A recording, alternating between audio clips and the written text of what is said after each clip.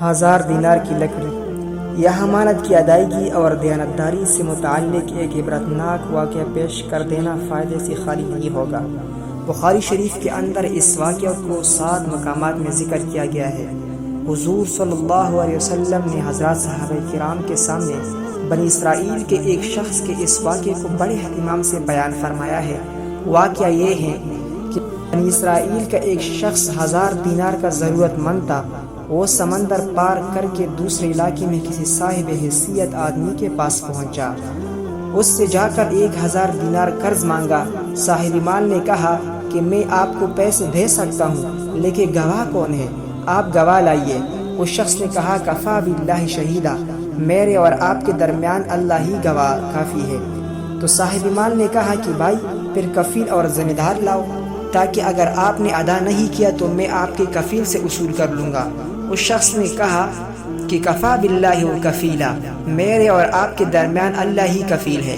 صاحب مال نے کہا یہ بات تو سچ کہہ رہا ہے، لہٰذا ایک مدت متعین کر کے 1000 دینار اس کے حوالے کر دیے کہ جب مدت پوری ہو جائے گی تو آپ ہمارا قرض ادا کر دیں گے۔ اس شخص نے کہا کہ ٹھیک ہے۔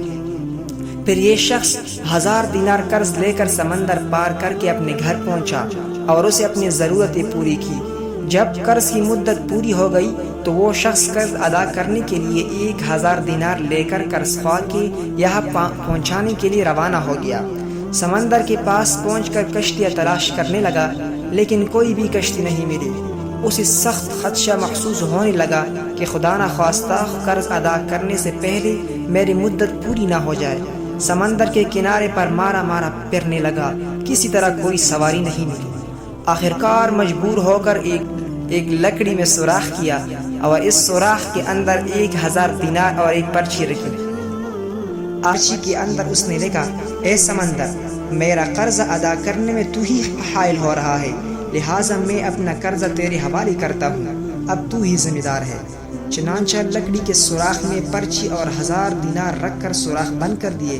اس کے بعد اس لکڑی کو اس سمندر میں کہہ کر بہا دیا کہ لے اب تو ہی ذمہ دار ہے، اور اللہ سے دعا کی اے اللہ، میرے قرضہ کے ادا کرنے میں یہی سمندر حائل ہے، میں تجھے گواہ بناتا ہوں اور تو ہی گواہ ہے اور تو ہی کفیل ہے۔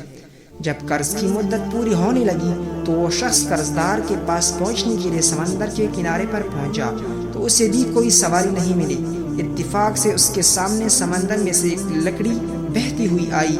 جب وہ لکڑی سمندر کے بالکل کنارے پر آ گئی تو اس نے اس ارادے سے اس لکڑی کو اٹھا لیا کہ گھر میں عورتیں کھانا پکانے میں ایندھن کے کام لے گی۔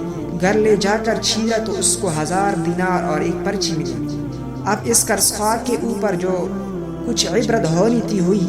قرضدار نے 1000 دینار کا مزید انتظام کر کے قرض خواہ کے پاس آ کر پیش کیا اور کہا لو اپنا قرض۔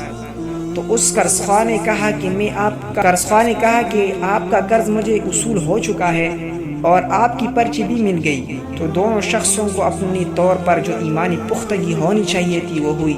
جو اللہ کے لیے ہوتا ہے اللہ تعالی سمندر اور درختوں کو بھی اس کے تابع کر دیتا ہے۔ من کان للہ کان اللہ لہ، جو اللہ کے لیے ہوتا ہے اللہ اس کے لیے ہوتا ہے، اور اللہ بھی ایسے لوگوں سے حقیقی معنی میں محبت رکھتا ہے۔ اس کو اللہ رب العزت نے قرآن کریم کے اندر یحببکم اللہ سے ارشاد فرمایا ہے۔